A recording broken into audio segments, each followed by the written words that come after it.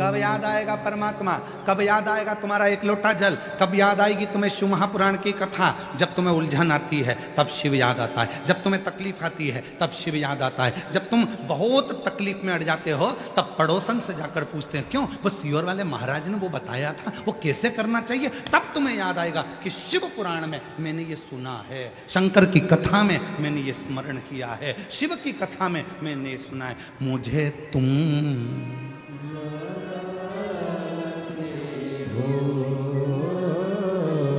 मुझे तुम याद आते हो। एक बात अपने जीवन में उतारिएगा, जब विषम परिस्थिति में फंसे हुए हो और ऐसा लग रहा है कि हम बहुत बड़ी समस्या में उलझे हुए हैं और इससे निकल नहीं रहा, या बहुत बड़ा काम है हमारा हो नहीं रहा, चाहे प्रशासनिक हो चाहे अन्य कोई चीज का हो, कुछ मत करना। एकांत के शिव मंदिर में जाइए। अगर एकांत का शिव मंदिर भी नहीं मिले तो एकांत में कहीं छोटा सा मिट्टी का शिवलिंग का निर्माण करिए, पार्थिव शिवलिंग का निर्माण करिए, पर करना एकांत में, घर के बाहर किसी एकांत में शिवलिंग का निर्माण कर लो। या तो एकांतेश्वर महादेव पर चले जाओ, कोई एकांत में शिव मंदिर हो वहां, या कहीं एक पार्थिव शिवलिंग का निर्माण कर लो छोटा सा। एक बेलपत्र, बहुत ध्यान से सुनना, एकांतेश्वर महादेव का ये वृतांत। जब किसी विषम परिस्थिति में उलझे हुए हो, बहुत बड़ी समस्या सामने आकर खड़ी हो गई है, सबके हाथ जोड़ लिए, सबसे निवेदन कर लिया कि हमारा ये काम कर दो, नहीं हो रहा, सब दूर से मेहनत कर ली है, परिश्रम कर लिया है, परिश्रम तब भी जारी रखना। एक बेलपत्र, एक चावल का दाना, एक सफेद पुष्प, एक शमी का पत्ता, एक छोटी सी दुर्वा। दुर्वा जानते हो सब लोग, जो जमीन पे दूब लगी रहती है, दुर्वा, दूब, दुर्वा, एक दुर्वा। वो दुर्वा में बस, दुर्वा में वो जो दुर्वा होती है, कोई कोई दुर्वा एक डंडी की होती है। दुर्वा में बस इतना ध्यान रखना कि दुर्वा एक रहे और उसमें से 2 पत्तियां निकली हुई है। देखिए ना आप लोगों ने, पहले बोलो, जम के बोलो, देखा है ना। दुर्वा एक हो और 2 पत्ती की हो, एक ही कहलाएगी। 2 पत्ती निकली हुई दुर्वा, एक श्वेत पुष्प, शमी का पत्ता, बेलपत्र, चावल का एक दाना। एकांत में कोई शिव मंदिर हो, अगर मंदिर ना हो तो एक छोटा सा पार्थिव शिवलिंग का निर्माण किसी पेड़ के नीचे एकांत में जाकर पूजन कर कर, आराधना कर कर, घी का दीप लगाकर एक एक सामग्री शिव जी पर अपने मन की कामना कर कर समर्पित करना प्रारंभ कर दीजिए। शुरुआत दुर्वा से करना, दुर्वा के बाद में श्वेत पुष्प, शमी का पत्ता, चावल का दाना और बेलपत्री सबसे आखिरी में बाबा को समर्पित कर कर, हृदय से प्रार्थना कर कर, बाबा से निवेदन कर कर, दीप अगर मंदिर में कर रहे हो तो दीप ठंडा होने का इंतजार मत करना। अगर पेड़ के नीचे एकांत में शिवलिंग का निर्माण कर कर पूजन कर रहे हो तो दीप ठंडे होने का इंतजार करना। दीप ठंडा हो जाए तब भगवान शिव को ले जाकर विसर्जन करना। जो एक बेलपत्री है बस उसको घर लेकर आना, बाकी का सब विसर्जन कर कर आना। मेरा एकांतेश्वर महादेव उस कार्य में सफलता प्रदान कर देगा। एकांतेश्वर महादेव की आराधना। तुम रुका जी कह रहे माता पार्वती से, पार्वती आप शिव जी की आराधना करो, मना नहीं, पर शंकर की आराधना में कीर्ति को, वैभव को पीछे छोड़ो। एकांत में बैठा हुआ महादेव, एकांतेश्वर महादेव की मूलता यह कहती है, महत्वता यह कहती है कि आप अपने अहंकार से दूर हो जाओ। अहम से दूर होकर मेरे करीब में आओगे तो तुम्हें खाली नहीं रखूंगा, झोली भर कर ही भेजूंगा। वो एकांतेश्वर। नमः शिवाय, ओम नमः शिवाय। भगवान माता की जय, कुबेरेश्वर महादेव की। हर हर महादेव, हर हर महादेव। ओ गर्दानी तरकालदर्शी कैलाशी अविनाशी,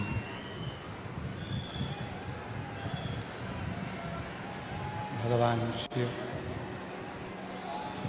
जिनकी पुनित पावन पवित्र शिव महापुराण की कथा भगवान देवादिदेव महादेव की कृपा से, करुणा से, उनकी उदारता से आप और हम सभी को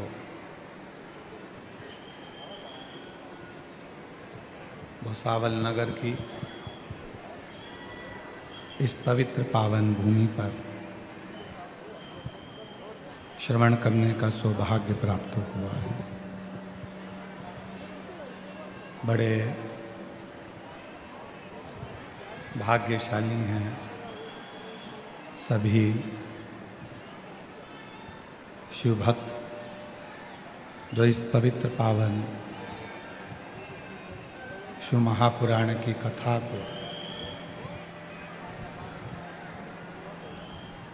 श्रवण करने के लिए विराजमान है। भगवान शिव की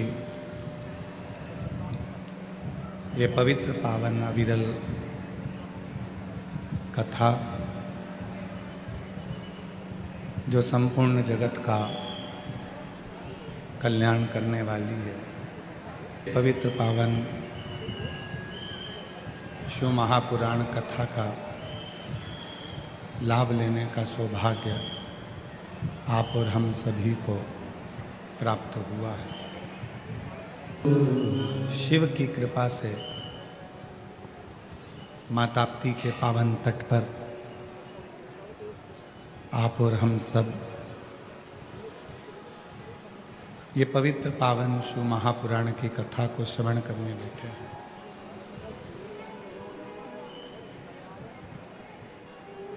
मानव जीवन में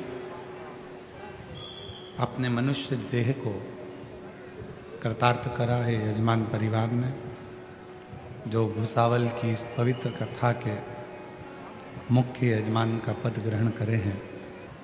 केवल एक मानव देह, मनुष्य का शरीर केवल एक ऐसा है जिसमें सोचने समझने की शक्ति है।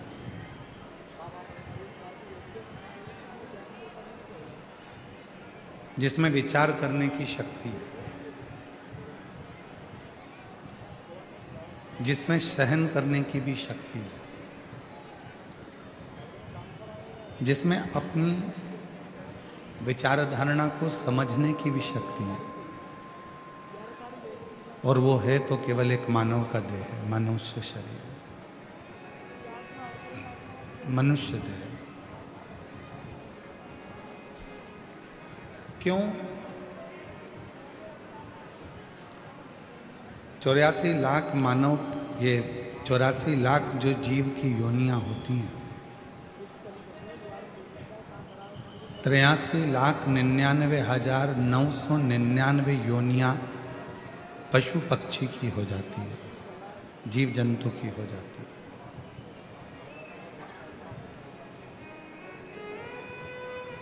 और 83,999 योनियां,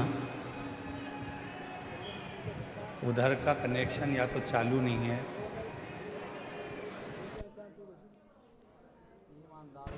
999 योनियां पशु पक्षी जीव जंतु वृक्ष लता पत्र इन सभी की, और 84 लाखवें नंबर की जो योनि है वो मानव की, वो मनुष्य की।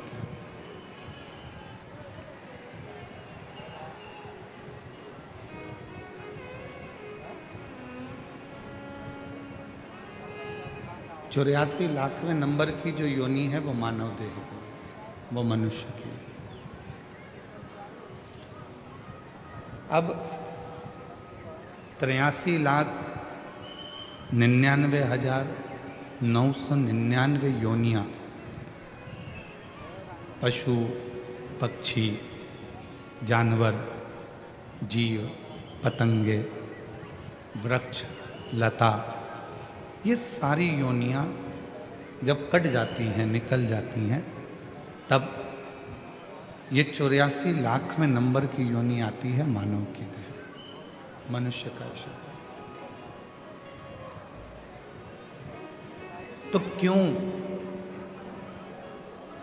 भगवान शिव ने, भगवान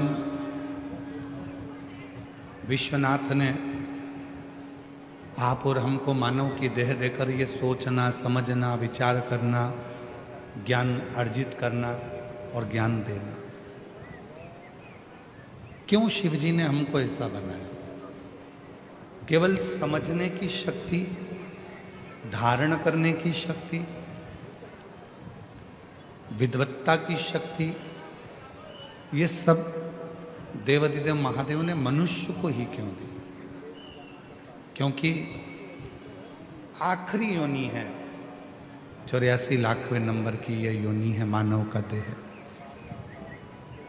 शिव पुराण की कथा कहती है, शिव महापुराण की कथा कहती है कि इसके बाद यदि 84 लाखवें नंबर की जो योनि है मानव की देह, इस योनि में व्यक्ति ईश्वर का भजन कर लेता है, सत्कर्म कर लेता है, कुछ सेवा कर लेता है, कुछ पुण्य कमा लेता है, तो फिर उसका जन्म नहीं होता, वो परमात्मा की शरणागति में विराजमान है। जितनी भी योनियां और मिलेंगी तो उन योनियों में आप सोचने और समझने की शक्ति नहीं होगी। केवल एक मानव की देह है जिसमें सोचने और समझने की शक्ति है। आप सोचते हो समझते हो, इसलिए होटल वाला अपने दरवाजे पर लिखता है वेज नॉन वेज। बोलो सही है कि गलत? जम के तो बोलो। आप में सोचने समझने की शक्ति है, इसलिए होटल वाले ने लिखा वेज एंड नॉन वेज। आप सोच समझ सकते हो तो वेज खाओगे, और अगर आप में सोचने समझने की शक्ति नहीं है तो आप नॉन वेज की ओर बढ़ जाओगे। ये आपकी समझ। होटल वाले को मालूम है कि संसार में दोनों तरह के लोग हैं, वेज वाला भी है और नॉन वेज वाला, इसलिए उसने होटल पर लिख दिया वेज एंड नॉन वेज दोनों।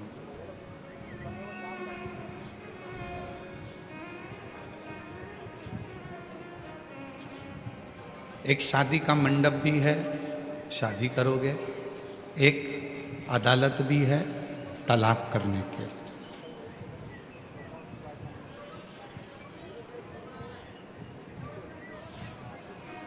कोई व्यक्ति ने प्रश्न किया कि गुरुजी, ये तलाक, ये अदालत, अभी अभी तलाक के केस चालू हुए कुछ सालों से, क्या पहले तलाक नहीं होता था?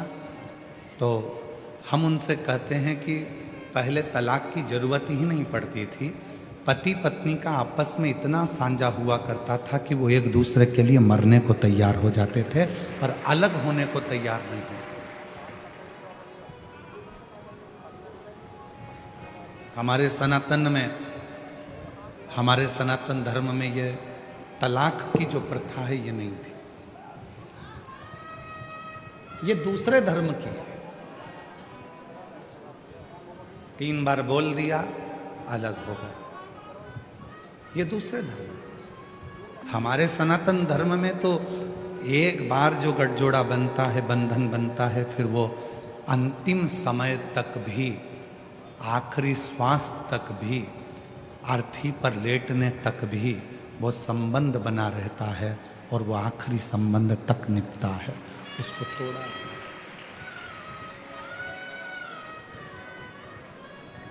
सनातन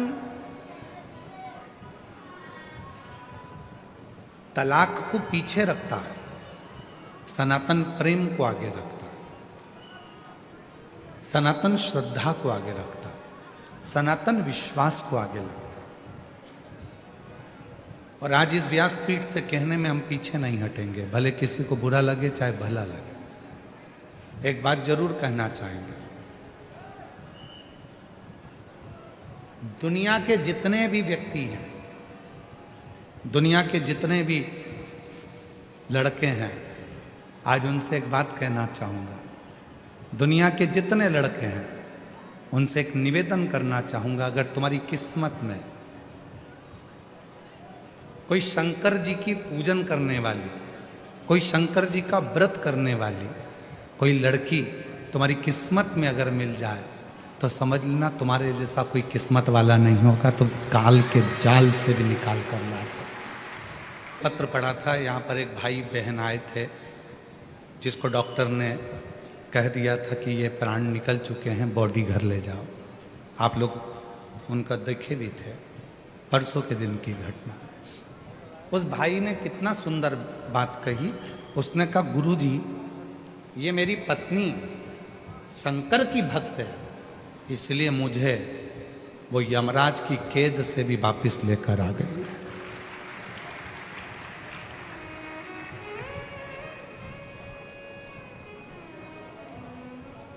तुम्हारी पत्नी अगर शंकर जी के मंदिर में जा रही है, एक लोटा जल चढ़ा रही है, सोमवार का व्रत कर रही है, प्रदोष का व्रत कर रही है, 16 सोमवार व्रत कर रही है, पशुपति व्रत कर रही है, सोमवार की अष्टमी का व्रत कर रही है, तुम खुश होना कि भगवान ने तुमको ऐसी धर्म पत्नी दी है जो तुम्हारे सिर पर काल भी अगर आ रहा होगा तो उसके व्रत करने से तुम्हारे काल को भी टाल देगी।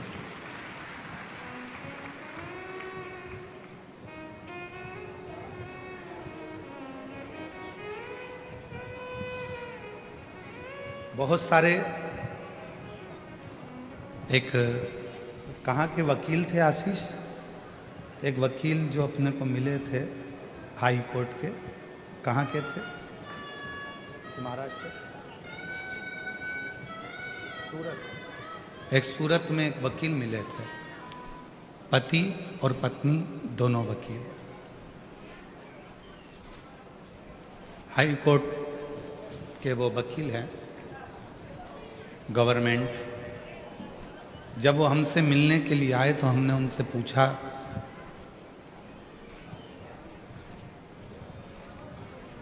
कि आपके पास में इतने सारे तलाक के केस आते हैं, आप गवर्नमेंट के वकील हैं,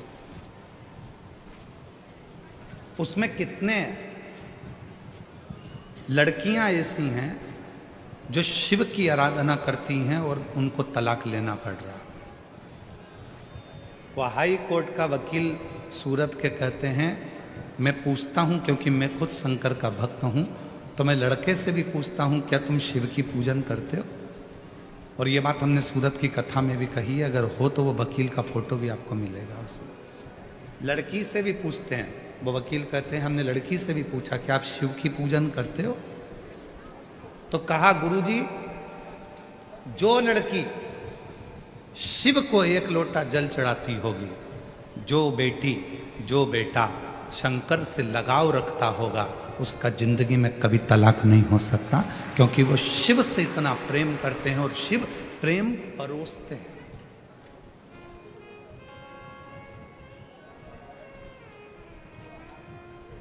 शिव प्रेम परोसते हैं। दुनिया के लोग कहते हैं 33 कोटि देवी देवता में सबसे ज्यादा प्यार इन देवता का है, कोई कहता है उन देवता का प्यार है, पर उन्होंने भी प्यार देखा नहीं है।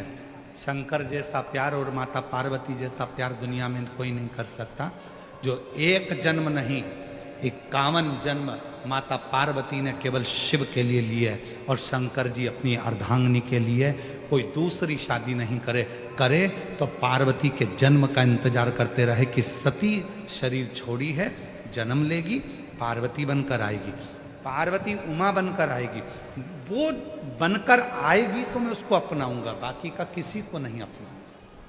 इसको प्यार करते हैं, इसको प्रेम करते हैं।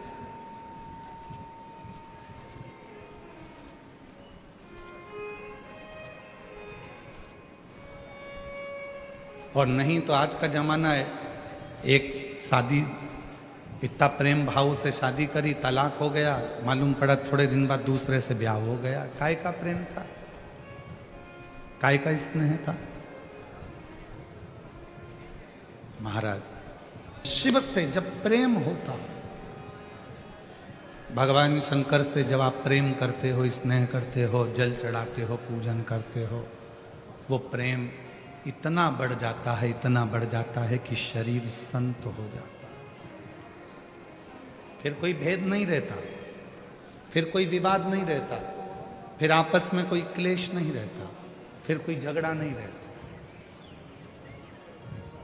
और मेरा निवेदन है इस पंडाल में बैठी हुई सब मेरी जीजियों से, मेरे जीजाओं से, मेरी बेटियों से, बेटाओं से, मेरे बुजुर्ग माँ बाप से, और जितने आस्था चैनल पर कथा सुन रहे हैं, जितने सोशल मीडिया पर कथा सुन रहे हैं, उनसे अपने बच्चों को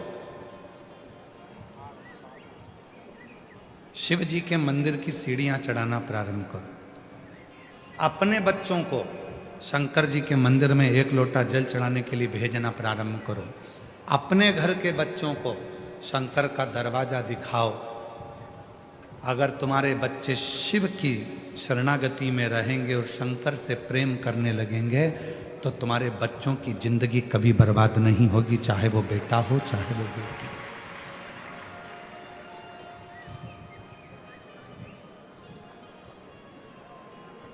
शिव विश्वास देते हैं। कबीरा बाबा ने बड़ी सुंदर एक बात कही है कि एक बार कबीरदास जी काशी में घूम रहे थे और काशी में भ्रमण करते करते कबीरा बाबा एक जगह पर पहुंच गए। दो माताएं बैठी थी, बीच में चक्की थी। कबीरदास जी देख रहे थे, वो चक्की चला रही थी। एक उधर बैठी, एक इधर बैठी, और दोनों मिलके चक्की चला दो। थोड़ी देर कबीरदास जी वहां रुक गए। बड़े कबीरदास जी ने ध्यान से देखा और देखते देखते कबीरदास जी थोड़ी देर में रोने लगे। अब कबीरदास जी रोते और थोड़ी देर बाद फिर कबीरदास जी हंसने लगते, फिर रोते, फिर हंसते। दोनों महिलाओं ने आपस में बात करा कि कबीरा तो ना जाने कहां बुद्धि खो बैठा। बताओ, चलती हुई चक्की को देखकर कबीरा कभी रोता है और कबीरा कभी हंसता। अब कबीरा रो रहे हैं। गांव के लोग इकट्ठे हो गए, काशी के सारे। उन्होंने पास में कबीरदास जी के खड़े होकर देखा तो कभी रो रहे थे, कभी हंस रहे थे, फिर रो रहे थे, फिर हंस रहे थे।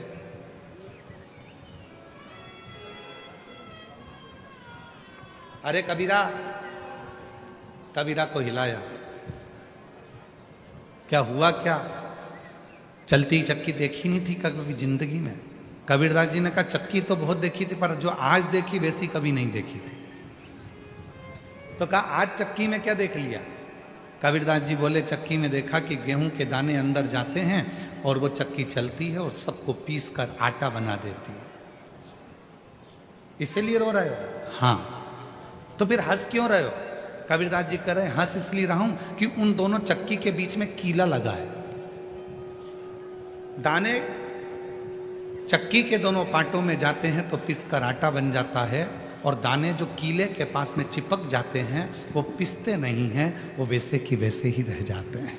वो कीला। फिर कहा कि वो कीला, तो कहा चलती चक्की देख कर और दिया कबीरा हंस,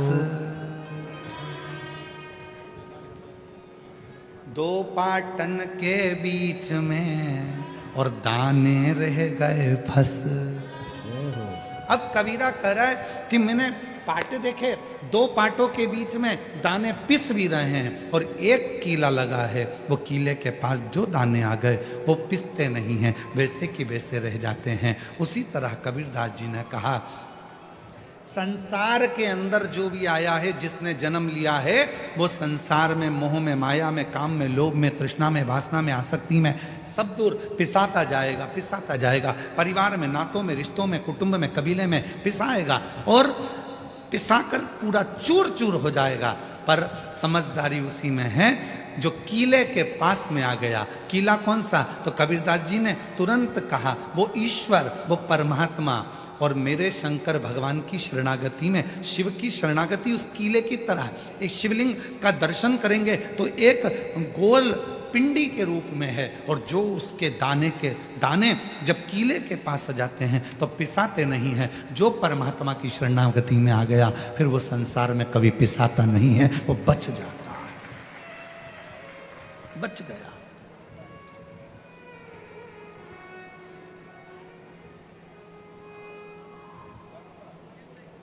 भेजो अपने बच्चों को मंदिर तक, भेजो अपने बेटा बेटी को कि शंकर जी को एक लोटा जल चढ़ा। बेटियां कहेंगी मम्मी टाइम नहीं मिलता ऑफिस से, मम्मी पढ़ाई से, मम्मी इस काम से। पापा बेटे कहेंगे पापा टाइम नहीं है, मम्मी टाइम नहीं है। बेटा समझाओ, ठीक है, कुछ थोड़ा समय निकालो, थोड़ा।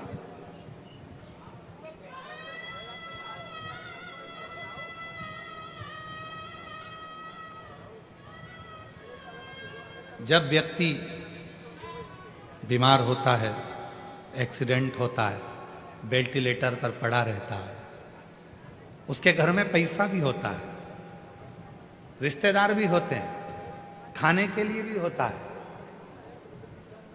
पैसे लगाने वाले अटैची भर के पैसे रखते हैं। डॉक्टर से कहते हैं तुम्हें जितना पैसा लगाना लगाओ, पर मेरे व्यक्ति को जिंदा कर दो, मेरे व्यक्ति को अच्छा कर दो। उसको जो लगे, मैं कर्जा कर लूंगी, कर्जा ले दूंगी, मैं अपनी रकम बेच दूंगी, मैं अपनी जायदाद बेच दूंगी, पर इसको अच्छा कर दो डॉक्टर साहब, इसको अच्छा कर दो। मकान गिरवे रख दिया, जमीन गिरवे रख दी, गहने गिरवे रख दिए, बच्चे दिन रात काम करते रहे उस व्यक्ति को ठीक करने के लिए।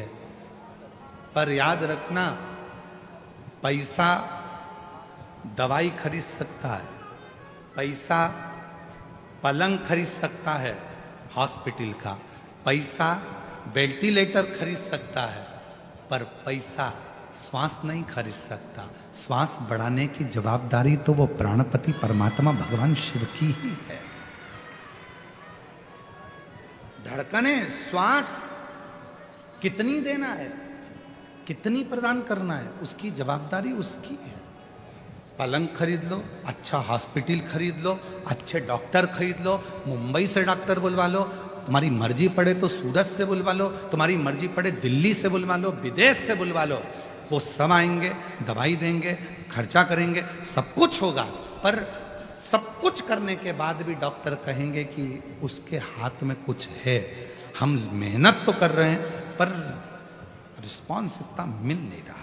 हम मेहनत कर रहे हैं, आपने हॉस्पिटल भी अच्छा चुना है, डॉक्टर भी अच्छे चुने, दवाई भी अच्छी चुनी, महंगे से महंगा काम करा, पर रिस्पांस नहीं मिल रहा। क्यों नहीं मिल रहा? क्योंकि उसने पैसा तो कमाया पर कभी पुण्य नहीं कमाया। यदि कभी पुण्य कमाया होता तो हॉस्पिटल में वो पुण्य काम आ जाता। थोड़ा सा आप कलेक्टर बनो, आप एसपी बनो, आप आईजी बनो, डीआईजी बनो, टीआई बनो, तुम्हारी मर्जी पड़े, मंत्री, संतरी, कलंतरी, जो तुम्हें बनना है सब कुछ बनो, मना नहीं है। पर परमात्मा से निवेदन करना, मुझे सब कुछ बनाना, पर उससे पहले तेरे चरणों का दास बनाना, क्योंकि अंत समय में कोई नहीं आएगा, तब तुझे आना पड़ेगा। और अभी हम यहाँ से आते हैं ना, इधर से, ये इधर से पुल के पार से, तो पुल चालू होता है, वहीं पर शमशान है, वहीं शमशान।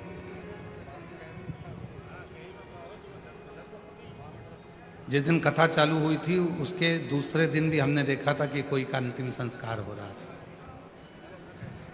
चिता पर अकेला व्यक्ति लेटा हुआ है, बाकी के सारे रिश्तेदार छांव में बैठे हुए हैं, पेड़ के सब छांव। उसमें बेटा भी होगा, उसमें बेटी भी होगी, उसमें जमाई भी होगा, उसमें पति भी होगा, उसमें काका भी होगा, उसमें मामा भी होगा, उसमें रिश्तेदार भी होंगे। जो रिश्तेदार तुम्हारे धन के चक्कर में तुम्हें 1 मिनट नहीं छोड़ते थे, आज वो तुम्हें चिता में लेटाकर छांव में पेड़ की बैठे हैं और बीड़ी सूड़ लग कर बीड़ी धुनक रहे हैं। कुछ बेटे बेटे तंबाकू मल रहे थे और मुर्दा जल रहा था, चिता पे लेटा था और वो तंबाकू खा रहे थे। कुछ बैठ के गप्पे लगा रहे थे, मुर्दा, इसमें कोई मामा था, इसमें कोई काका था, इसमें कोई चाचा था, इसमें कोई भाई था, इसमें कोई पापा था, इसमें कोई काका था, इसमें कोई जमाई था, इसमें कोई बेटा था। जितने बैठे थे उसमें सब रिश्तेदार थे, पर अकेला चिता पर जल रहा था। उस समय पर कोई नहीं था, कोई नहीं आएगा, फूफा नहीं आएगा, दामाद नहीं आएगा, बेटा नहीं आएगा, छोरा नहीं आएगा, रिश्तेदार नहीं आएंगे। तब याद रखना, तुमने जो शिव महापुराण की कथा को पंडाल में भूसावल के सुना है, वो नंदी लेकर देवाधिदेव महादेव तेरी आखिरी श्वास में दिया, वो आएगा। जब तन में उठेगी ज्वाला, आग लग रही है, कोई नहीं आ रहा पास में। जब तन में उठेगी ज्वाला, कोई पास ना आने वाला। किसी के पास टाइम नहीं है। आज के जमाने में सबके पास समय इतनी कमी हो गई कि मुर्दे को जलाना है तो भी मोटरसाइकिल साथ लेकर जाते हैं, कितनी जल्दी जलेगा, और वहां भी इंतजार करते, जल्दी करो, जल्दी करो, जल्दी करो, जल्दी करो।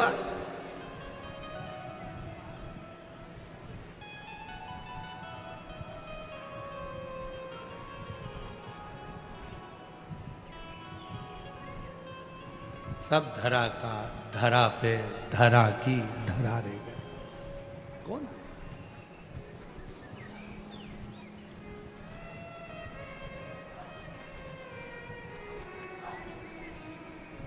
किसका इंतजार कौन करे? कौन? फिर याद आ गई वही वाली लाइन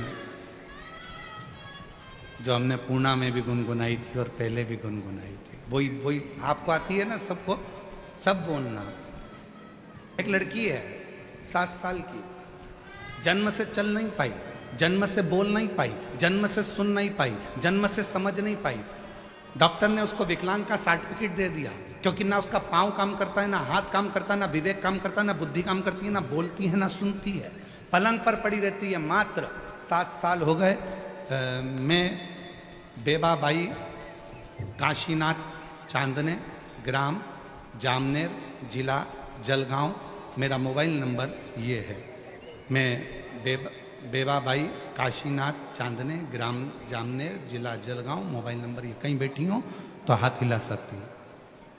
आप ही हैं? बेटी आई है क्या साथ में? है? बेटी आई हो तो उसको ला सकते हो, हाँ ले आओ। ना बेटी चलती थी, ना बेटी बोलती थी, ना बेटी उठ सकती थी, ना बोल सकती थी, ना समझ सकती थी, ना सुन सकती थी। अब इसमें बेटी ना तो बोले, ना चले, ना पलंग पर पड़ी रहती थी। डॉक्टरों ने विकलांग का सर्टिफिकेट दे दिया। एक बार किसी को पानी चढ़ाते हुए देखा तो पूछ लिया, क्यों तुम रोज मंदिर जाती जाती दिखती हो, क्या बात है? तो कहा टीवी पर वो सीहोर वाला महाराज आता है, प्रदीप मिश्रा, कथा कहता है, दिल से सुनो, उसको सुनकर तुम भी मंदिर जाओ। हम कथा सुनने लगे, आस्था चैनल पर मंदिर जाने लगे। शिव जी को जल चढ़ाती, वो जल लाकर अपनी बेटी के शरीर पर लगा देती। बेटी के शरीर पर लगाते लगाते, क्योंकि आस तो पूरी खत्म हो गई थी, क्योंकि डॉक्टर ने विकलांग का सर्टिफिकेट दे दिया था, आस पूरी खत्म हो गई थी, पर रोज जाती, हिम्मत नहीं छोड़ी। क्योंकि आप कहते हो कि अगर उस बाप पर भरोसा है शिव पर, तो वो ठीक कर कर ही रहेगा। जल लाती, बेटी के शरीर को लगाती। आज मैं बाबा को धन्यवाद देने के लिए आई हूँ। आज मेरी बेटी चलने भी लगी, बोलने भी लगी, और बाबा की कृपा से सुनने भी लगी। मैं बाबा को धन्यवाद देना।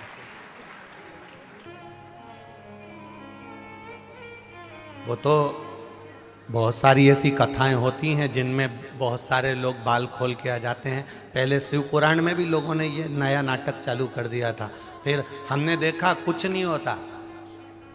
जिसको आगे आना है ना, वो वहीं से चिल्लाती है, देवी जी आई, देवी जी आई, और सबने रास्ता दे दिया ने, वो आगे आके बैठ गई, देवी जी गायब हो गई, गायब।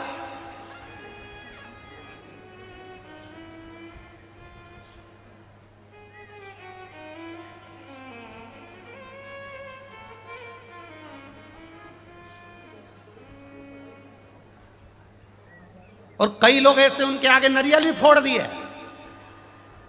हमने आशीष से कहा ये अभी तो आ रही थी कि गुरुजी गई, तो इसको वापिस पीछे भेज दो कि गुरुजी पीछे के चक्कर में तो आगे आई, अब कहां से भेज दो। गए। अब एक डाकनी भगवान शंकर की बारात में बाल खोल के चिल्लाती हुई जो भयंकर गर्जना करती करती आई, सारा बैंड बाजा जो बजा रिया था इंद्र देवता का जितना बजाने वाला था सब बग गया, एक नहीं बचा। एक इतनी जोरदार शादी हुई भगवान की कि हिमालय राज की नगरी में खूब साज सजा, खूब आनंदमय, सब लोग आए उसमें। देखो कोई वीआईपी की शादी होती है तो अच्छे अच्छे लोगों को पत्रिका दी जाती है, पर मेरे महादेव की शादी में एक भी वीआईपी को पत्रिका नहीं गई थी, सब आड़ा टेढ़ा के ही गई थी।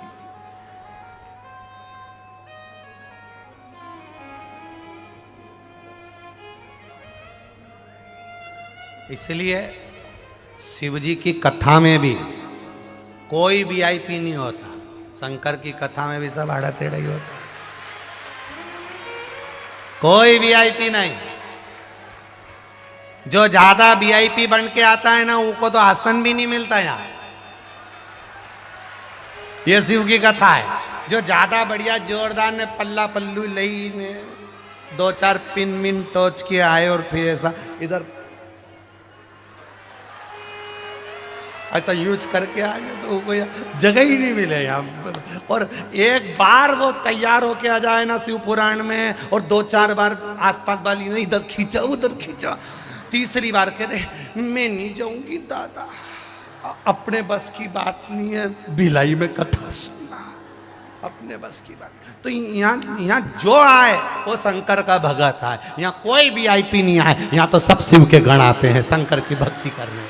कोई मतलब इतना बैठा हो, इतने तुम बैठे हो, एक भी ईमानदारी से बोल दो कि अच्छे से बैठे हो, एक का पाँव एक के पाँव पे, एक का पाँव एक के पाँव पे, कभी इधर से भजन दबे, कभी इधर से भजन दबे, कहीं इधर से कोई कोनी मारे, कोई नाचने उड़ गई तो 2-4 उंगली तोड़ मारी, भगवान पूरा बात। और बच्चे कुचे थे तो झोले में डमरू लिया है, ऐसा लगे सारा मदारी होनी यही आ गए। और मालूम पड़े बीच बीच में ये चिल्ला दे बोल बम का नारा है, और चलती कथा में बीच में चिल्ला रहे, कहीं कुछ कर रहे, कहीं इधर वाली धीरे से टॉफी निकाल के दे दी, खा ले, कथा कथा। और फिर घर गई और घर पे जाके बोली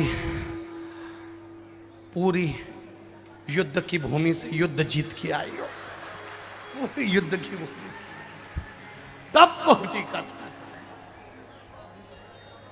छत्तीसगढ़िया सबले बढ़िया, और इतना बढ़िया पूछो ही मती, बस इतना बढ़िया।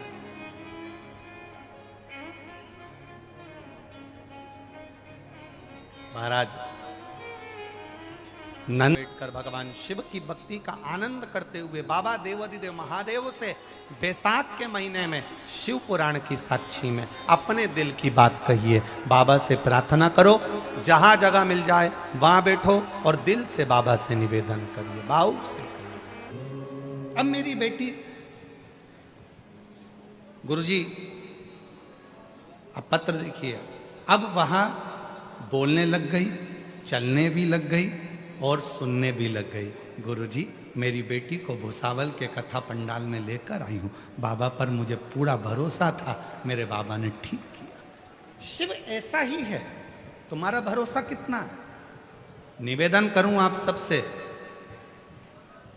कहीं दूसरी कथा में जाना तो केवल कथा को सुनने के लिए जाना, पर शिव महापुराण को अगर तुम्हें मालूम पड़ जाए कि कुबेरेश्वर धाम से चलकर ये कुबेरेश्वर बाबा यहाँ पहुँचे हैं, कुबेर भंडारी ये शिव महापुराण के रूप में यहाँ पहुँची है, तो तुम कथा सुनने के लिए मत जाना, अपने बाप से बात करने के लिए जाना, उससे थोड़ा बोलने के लिए जाना। वो तुम्हारे दुखड़े को समाप्त करे, वो तुम्हारे दुखड़े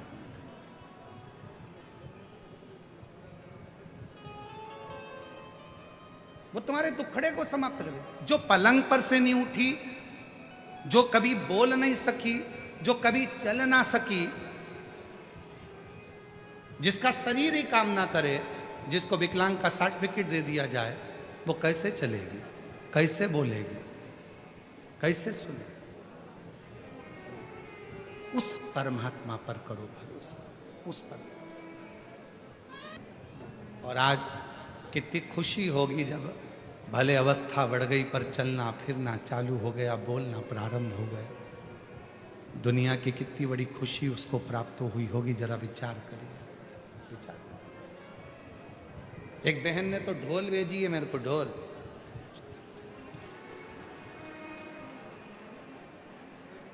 एक जोरदार ढोलक आई है, गले में डालो ने बजाओ। तो ढोलक भेजने का कारण क्या है मालूम है आपको? पत्र में लिखा है उसने ढोलक भेजने का कारण भी। मेरा नाम कोमल दीपक कापड़े, मैं फैजपुर जिला जलगांव तहसील यावल की रहने वाली हूँ। मेरी शादी को कई साल निकल गए थे, गर्व नहीं ठहरता था।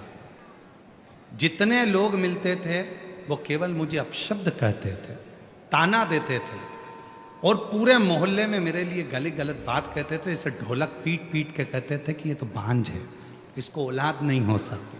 इसलिए आज व्यासपीठ पे ढोलक चढ़ा रही हूँ, क्योंकि मेरे बाबा ने मेरी गोदी भर दी और मुझे माँ बना दिया, इसलिए ढोलक चढ़ा रही हूँ।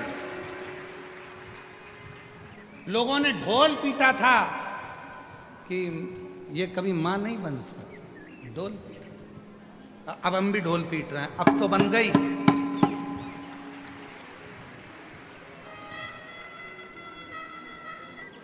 अब तो माँ बन गए ना, अब तो शिव कृपा, कहीं बैठी हो तो अपने बच्चे को ला सकते। आज किन्नर समाज के भी कुछ लोग आए हुए हैं ना, आ जाओ, ढोलक हम तुमको ही दे देते हैं, आओ आओ, आ जाओ आ जाओ आ जाओ आ जाओ।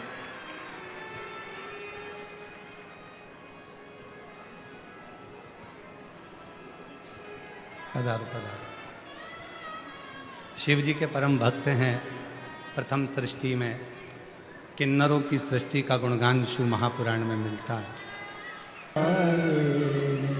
अपने बच्चों को शिव मंदिर तक भेजने का प्रयास, शिवालय तक भेजो।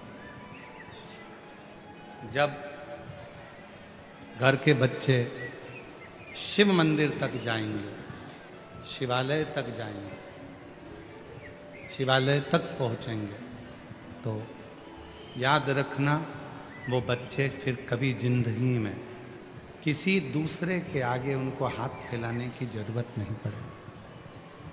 शिवालय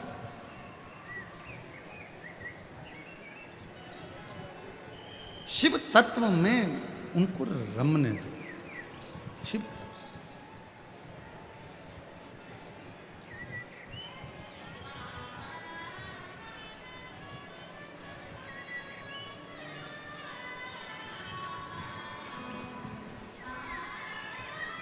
इसी बहन ने ढोलक भेजी थी, एक बार जोरदार ताली बजा। प्रणाम करो बाबा को। हाँ, श्री शिवाय नमस्ते बोलो। श्री शिवाय नमस्तुभ्यम। बोलो श्री शिवाय नमस्तुभ्यम।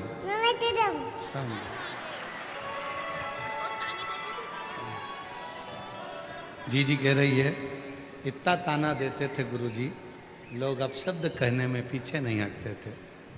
खूब ढोल पीट पीट के कहते थे कि ये तो बांझ रहेगी, इसके घर औलाद नहीं होगी। शिव जी पे ऐसा भरोसा करा, एक कथा में पहुंच गई पंडाल में, 7 दिन की कथा सुनी, रोज वहां की मिट्टी को अपने गर्भ पर लगाती, घर जाकर सफेद आंकड़े की जड़ का प्रयोग किया और बाबा की कृपा से बच्चे का जन्म हुआ। एक बार जोरदार ताली बजाकर साधु का। कितना दूर दूर से आप लोग यहाँ आए हो, पूरे दिन भर धूप में तपते तपते आप इस कथा का इंतजार करते हो, पूरे धूप में तपते तपते।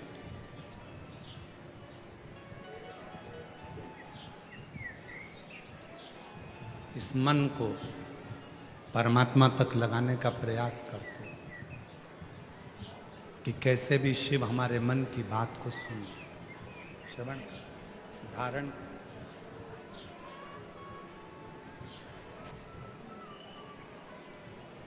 उसको भजो। कितना सुंदर एक संवाद है संत तुकाराम जी का।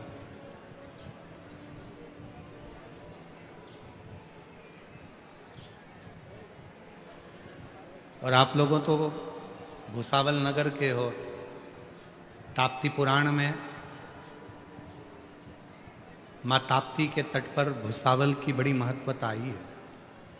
उसमें कपिलेश्वर महादेव का वर्णन बड़ा सुंदर आया। माँ ताप्ती के तट पर कपिलेश्वर महादेव में आप लोग गए दर्शन करने? हाथ तो उठाओ, किस किस ने दर्शन करें? करें सब लोगों ने? रखो। वो कपिल मुनि जो भगवान शंकर के परम उपासक हैं,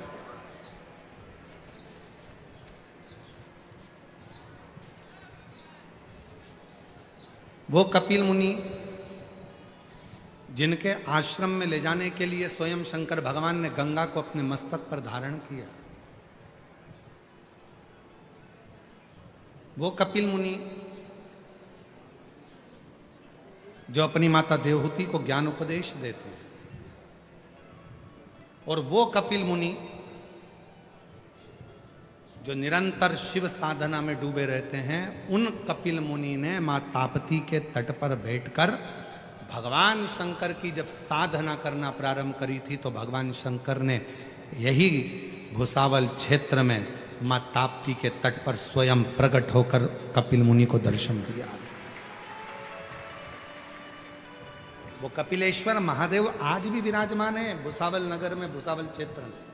भुसावल से शायद थोड़ी ही दूरी पर कुछ किलोमीटर पर ही ताप्ती के तट पर ही उनका स्थान है। ताप्ती पुराण में इसका वर्णन है, ताप्ती पुराण में इसका वर्णन आता है, ताप्ती परिक्रमा में भी इसका वर्णन आता है।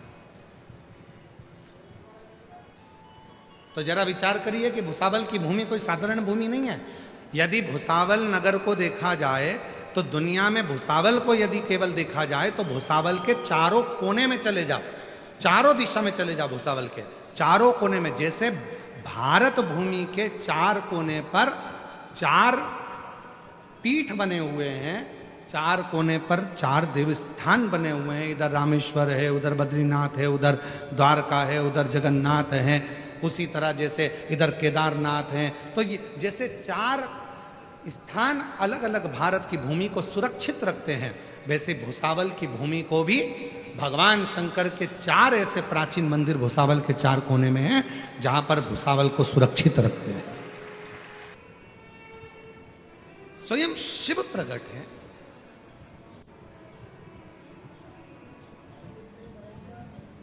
अब उसको साधो, उसको जानो, और जो जान गया वही श्रेष्ठ है। संत तुकाराम जी का बड़ा सुंदर एक प्रसंग आता है, संत तुकाराम जी का बड़ा सुंदर।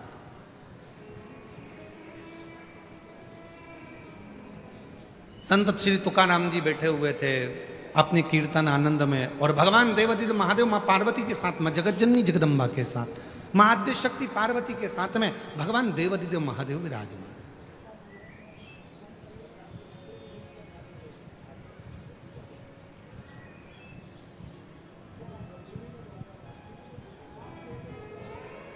तुकाराम जी अपनी मस्ती में कीर्तन कर रहे थे।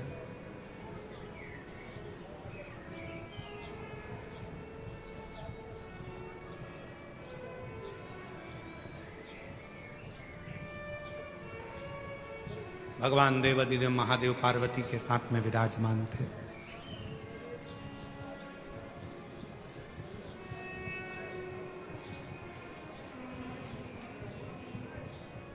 पार्वती जी संत तुकाराम जी के कीर्तन को सुनती सुनती इतनी बेसुध हो गई थी कि उनको घर की भी सुध नहीं थी। महाराष्ट्र के वो संत तुकाराम जी जब कीर्तन कर रहे हैं तो मां पार्वती जी बेसुध हो गई हैं। इतना इतना उनकी सुध पूरी कीर्तन में डूब चुकी है। पूरी कीर्तन कुछ स्मरण ही नहीं है। को अपने मन का भाव कहें। ये कथा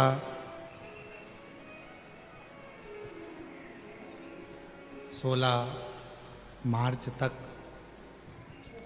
भुसावल नगर में चल रही है।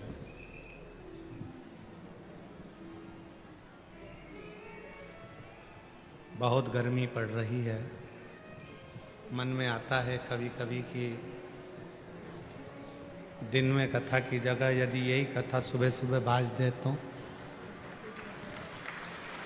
ऐसा मन में भाव आ रहा है कि गर्मी बहुत तेज पड़ रही है। पर कई बार ऐसा लगता है बहुत दूर दूर से आप लोग आते हैं तो समय पर पहुंचना नहीं हो पाता। सब भुसावल के हो क्या आसपास के? हाथ उठाओ जरा, भुसावल वाले हाथ उठाओ। भुसावल वाले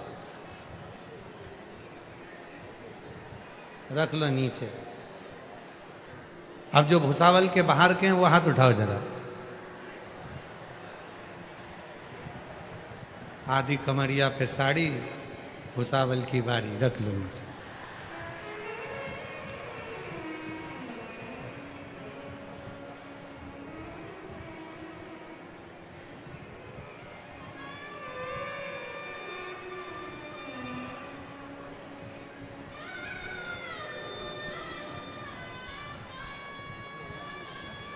ये कथा 16 मार्च तक दोपहर में 2 बजे से 5 बजे तक भुसावल नगर में चल रही है।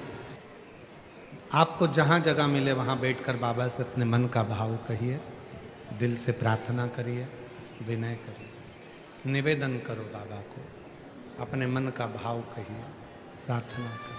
देवाधिदेव महादेव भगवान शिव,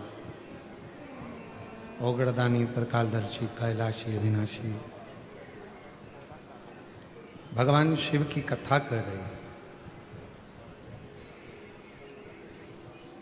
मां पार्वती जी संत तुकाराम जी के अभंग में, कीर्तन में डूब गए। सुध नहीं है मां को।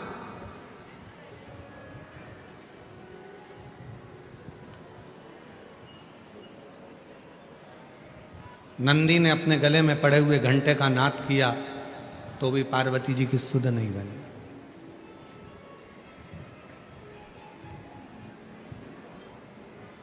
स्वयं भोले बाबा ने देखा कि भगवान श्री गणेश जी महाराज पुकार रहे हैं, कार्तिकेय जी पुकार रहे हैं, तो भी पार्वती को सुध नहीं। थोड़ा ध्यान देना।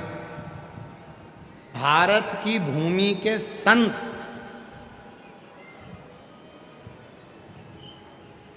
संत तुकाराम जी जब कीर्तन करते थे तो स्वयं ब्रह्मा और विष्णु महेश भी सुध भूल जाते थे। ऐसा कीर्तन करते, ऐसा कीर्तन हमें, आपको और हमको तो गौरव होना चाहिए। और सबसे ज्यादा गौरव तो महाराष्ट्र के लोगों को होना चाहिए कि संत तुकाराम हमारे महाराष्ट्र के वो संत जब कीर्तन करते थे तो माँ आद्य शक्ति, माँ जगत जननी पार्वती सुध भूल जाती, उनकी ध्यान नहीं रहता।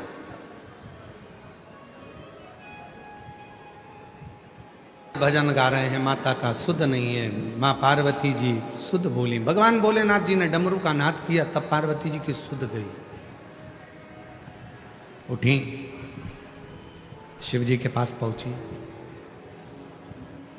आज बाबा भोलेनाथ जी के पास पार्वती तो जाकर बैठी ही थी, इतनी देर में भगवान श्री हरि का आगमन हो गया।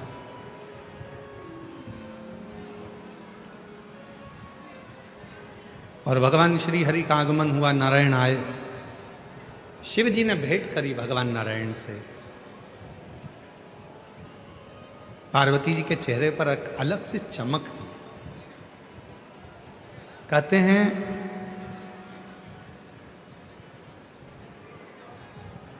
अगर बर्तन में दूध लेना है तो बर्तन को खाली रखना पड़ेगा।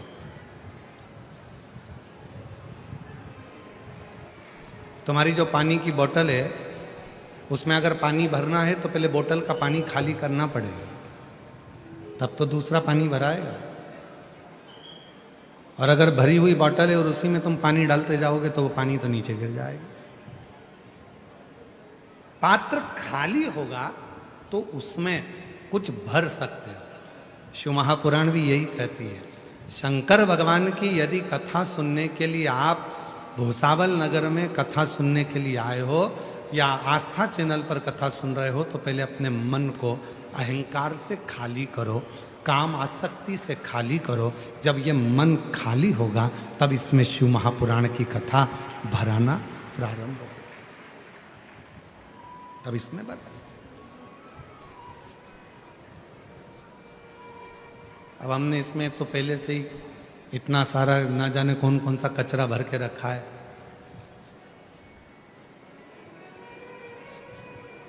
अच्छा, कितना आश्चर्य होता है ना, आप लोग भंडारे में जाते हो भोजन करने के लिए तो पूरी प्लेट एकदम साफ होना चाहिए। कितने ज्ञानवान हो आप सब लोग, कितने विद्वान हो सभी लोग। भोजन करने गए तो प्लेट साफ चाहिए और भजन करने बैठे तो मन साफ नहीं है।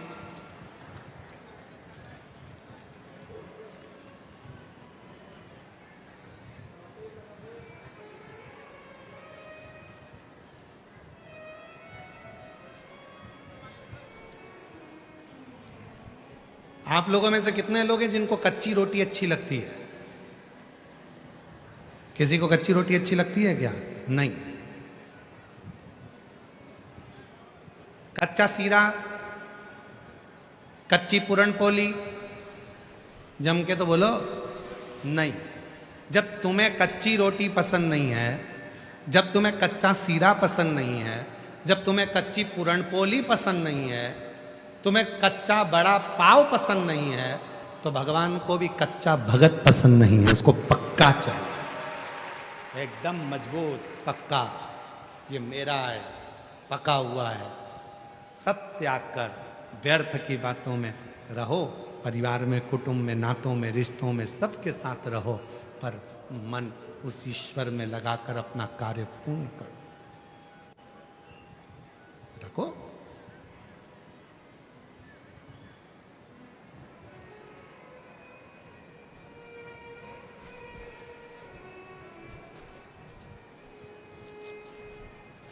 रंग रंग पांडुरंग रंग रंग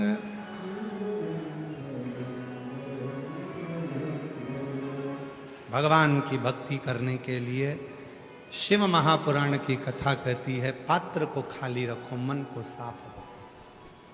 जब मन साफ होगा तो भगवान की अविरल भक्ति अपने आप आपके हृदय में प्रवेश करती चली। भगवान नारायण आ गए, शिव जी से मिले, भगवान शंकर भी नारायण से मिले। तब पार्वती माता के चेहरे पर बड़ी सुंदर प्रसन्नता थी और एकदम चेहरा पार्वती जी का उज्जवल हो रहा था। एकदम पार्वती जी का चेहरा बहुत चमक रहा था। तो भगवान नारायण ने पूछ लिया कि बाबा, आज तो माँ जगत जननी जगदम्बा बड़ी अलग सी दिख रही हैं, बहुत अलग नजर आ रही हैं। भजन का, सत्संग का, कीर्तन का, कथा का असर आपके चेहरे पर दिखना चाहिए। तो लगे कि लगा।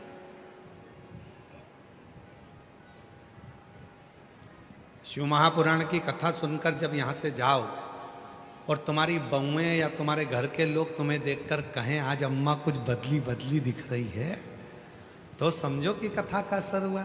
नहीं तो मालूम पड़े यहां से जाते से चाय बना दे,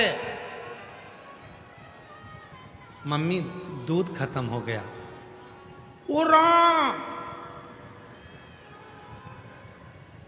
गई थी जब तो फ्रिज में 2 किलो रख के गई थी, कौन तू पी गई? अब बताओ कथा का क्या असर हुआ?